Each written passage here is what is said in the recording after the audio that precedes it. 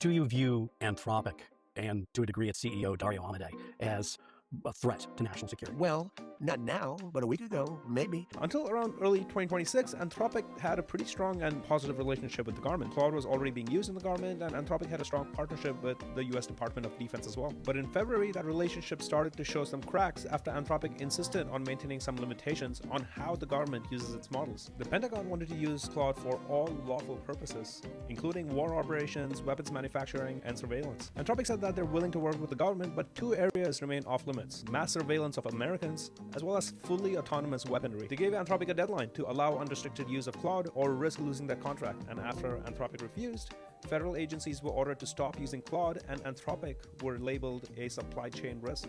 Soon after, OpenAI announced a deal with the Pentagon. Soon after, Anthropic was dropped.